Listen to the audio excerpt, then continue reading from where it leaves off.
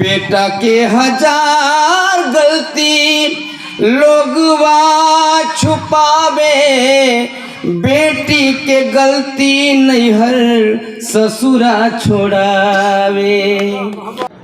आज गुनगुन बिटिया के मुंडन संस्कार में आयोजित कवि गोष्ठी में उपस्थित मेरे प्यारे प्रबुद्ध श्रोतागण, परमात्मा,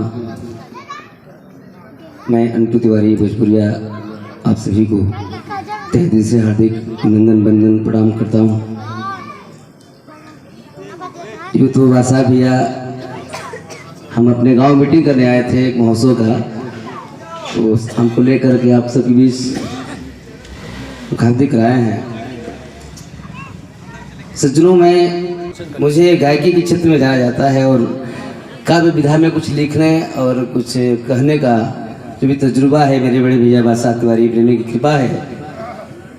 और मैं एक बेटी के लिए कुछ आपसे बीच कह रहा हूँ।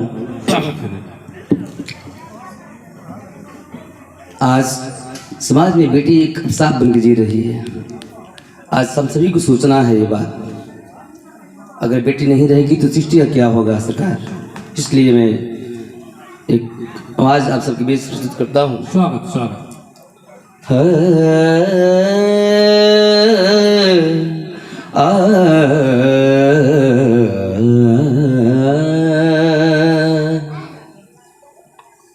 कि जो बेटे की कीमत मांगे पिता नहीं व्यापारी है। जो बेटे की कीमत मांगे पिता नहीं व्यापारी है। उस घर में बेटी ना देना वह तो अत्याचारी है। वाह वाह वाह वाह। कहना है आज देखने को मिलता है, बहुत अच्छा लगा है कि तिवारी परिवार में एक बेटी का इतना बड़ा उत्सव मनाया जा रहा है और यही बेटी कहीं बोझ बन के आती है घर पे, कहीं बोझ बन जाती है। तो कहना है कि डरे दहेज के, आज समाज में एक कहर चल रहा है दहेज का, तो डरे दहेज के मुआवल जाली बेटी,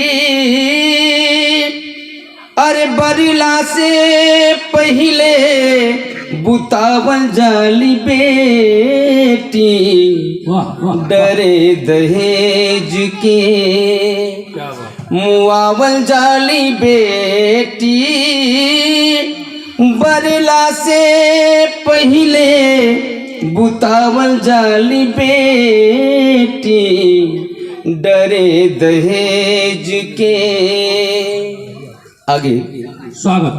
कि जवन बेटी नैहरे में भोगे सुख सारी, जवन बेटी नैहरे में भोगे सुख सारी, उहे बेटी ससुरा में सहे दुख भारी।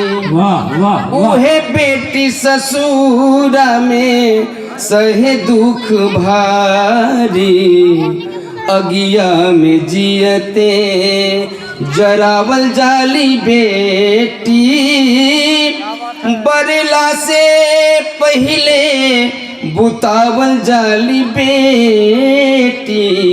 डरे दहेज के आगे बेटा के हजार गलती लोगवा छुपावे, बेटा के हजार गलती लोगवा छुपावे, बेटी के गलती नैहर ससुरा छोड़ावे।